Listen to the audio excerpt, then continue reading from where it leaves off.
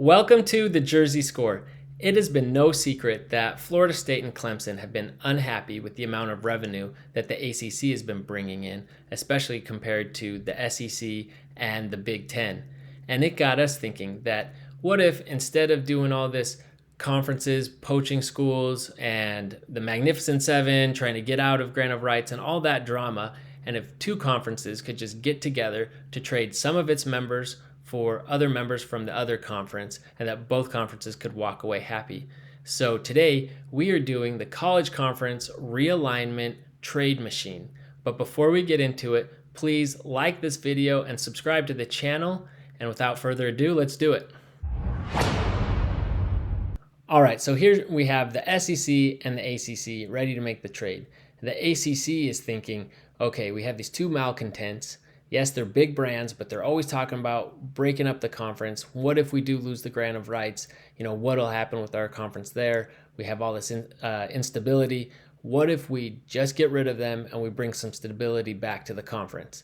And so the ACC says, hey, we have these two big brands. What do you have in return for us? And the SEC can give them South Carolina. It's a founding member of the ACC. And me personally, I grew up in Michigan, Big Ten country.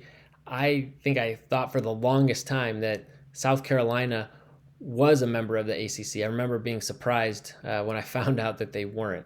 So that seems like an obvious one. Both of them get to keep their footprint in the state. But what else does the SEC have?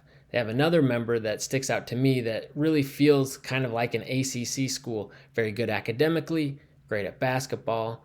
It's Vanderbilt. And the state of Tennessee, the SEC already has, another school in the state of Tennessee, so they don't need two. So you could say that Vanderbilt could be expendable and really could be a good fit there with a lot of those programs in the ACC. The problem is doing a 2-for-2 swap does not really seem to be of equal value here. So the SEC is going to have to give up a little bit more to the ACC. And so we're looking around at other programs, and it's hard because that a lot of these schools are untouchable. They're not going anywhere. But we have another, again, good academic school, very strong basketball brand. SEC can really lean into that for this trade and say, hey, we have Kentucky. It'll be an in-state rival for Louisville. You get to have that rivalry reunited and really a good fit. Now you'll have two schools in Kentucky, this one in Tennessee. So you can really see that the ACC could be building something and really making a strong argument for being the best basketball conference. And so that's good. UK is obviously a huge basketball brand, but and they've actually been improving in football recently as well. But you're going to need a little bit more. And this is where it got real tough. These longstanding members aren't going anywhere. They're not going to get rid of Texas or OU, who's just coming in. So that really only leaves us with one option, and that's Missouri. And while a little bit of an awkward fit for the rest of the conference, being west of the Mississippi, it is an AAU member. They can pretty consistently put out good football and basketball. They're capable of doing both. And so they also are in Missouri, and so they help bring that St. Louis market. And so really there's a lot of benefits there. And so I think the SEC could go forward with these four schools, really making a case for the ACC to say, hey, look, we're bringing you, you get to keep a footprint in South Carolina, bringing an original member back.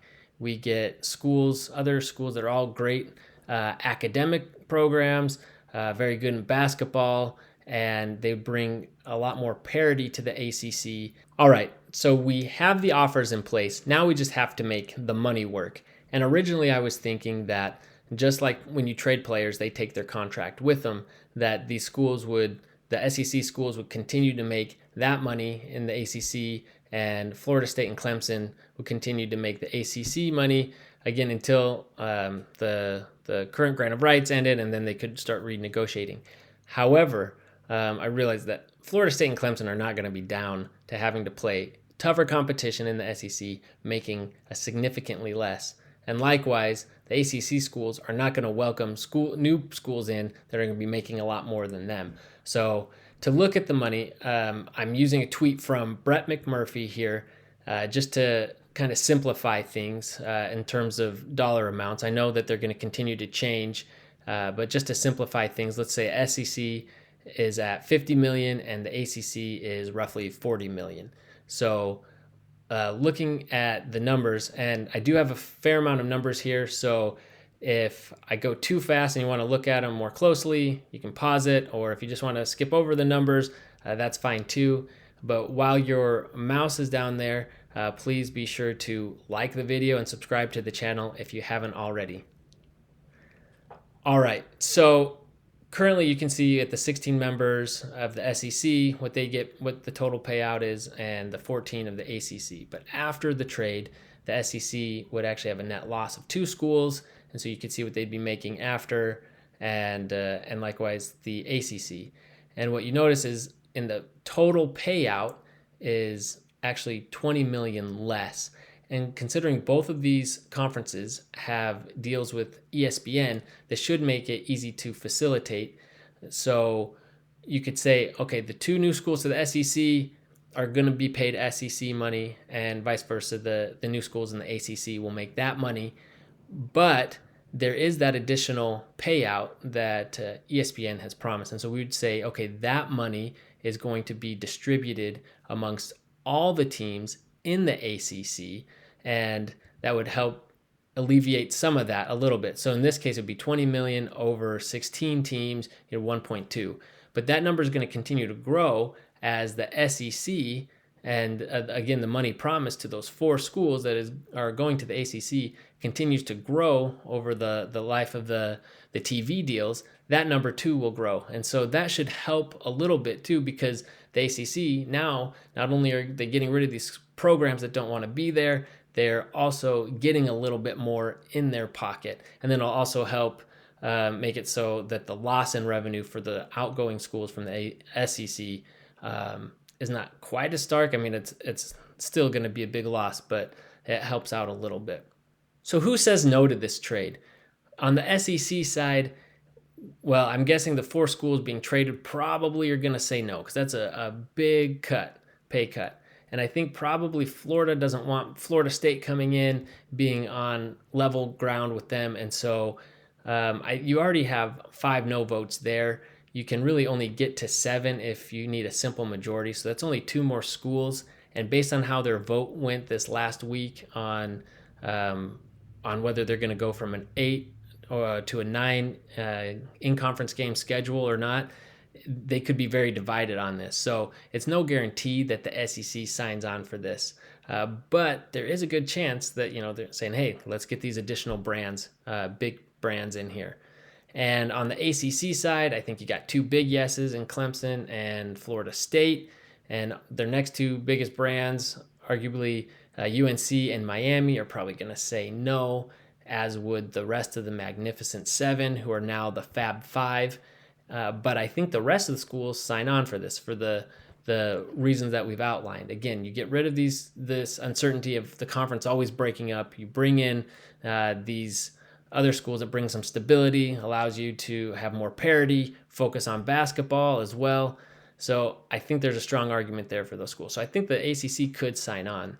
Another concern that the SEC could have and could dissuade them from this trade is that we see that the SEC and the Big Ten kind of have this border between them, and they would be giving up Missouri and Kentucky, 2 of those border states. And then also they wouldn't be doing anything in this trade to gain ground into either North Carolina or Virginia. And so that might be actually one of their bigger objectives from a trade with the ACC, is to move into those states. But that might be a trade for another video.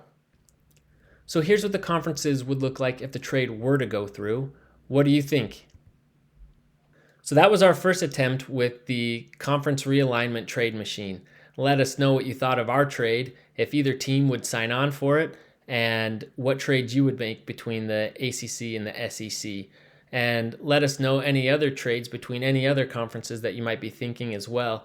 And also don't forget to like and subscribe the video, and we'll see you next time.